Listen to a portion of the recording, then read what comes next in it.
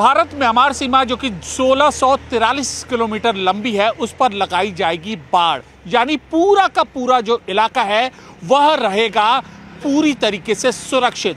Rohingya की घुसपैठ, drug की कारोबार और अन्य तरीके के खतरों से बचने के लिए मोदी सरकार का यह फैसला है। इसमें से 10 किलोमीटर जो लंबी जो सीमा है वहां पर बाड़ लगाने का काम पूरा हो चुका है। मणिपुर के मोरे इलाके में यह बाड़ लगाई जा चुकी है।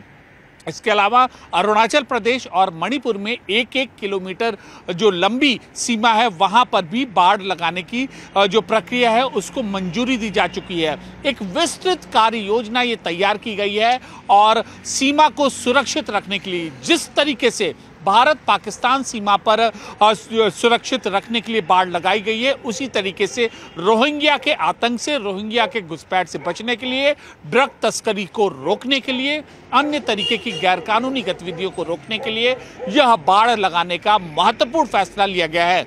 गृह मंत्री अमित शाह ने खुद ट्वीट कर इस बात की जानकारी दी।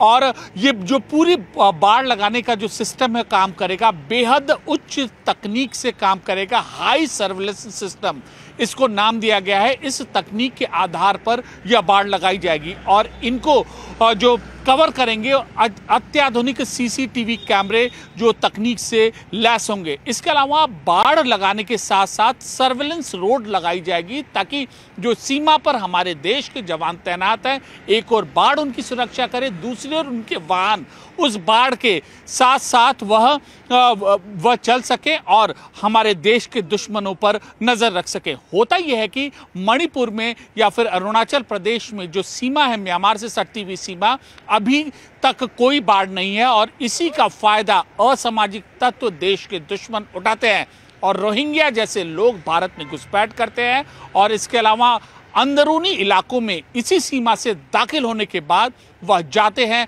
और गैर कानूनी गतिविधियों को अंजाम देते थे। पिछले कई समय से इस योजना पर काम चल रहा था और आखिरकार अब इस योजना को मंजूरी मिली है और 1643 किलोमीटर का जब ये पूरा इलाका बाढ़ युक्त हो जाएगा, इसका मतलब कि जब बाढ़ वहां पर लग चुकी होगी तब किसी भी तरीके की ऐसी गैरकानूनी गतिविधियों को अंजाम देना देश विरोधी तत्वों के लिए बेहद कठिन होगा।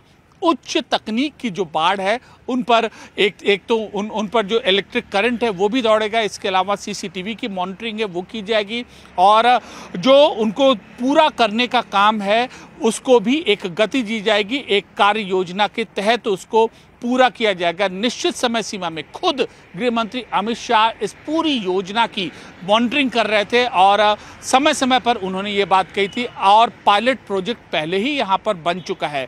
तो जल्द ही ऐसी सुरक्षित सीमा हमारे देश को मिलेगी और रोहिंग्या समेत अनेक जो खतरे हमारे देश की ओर मुंह उठाकर देखते हैं उनके मंसूबे होंगे नाकामयाब।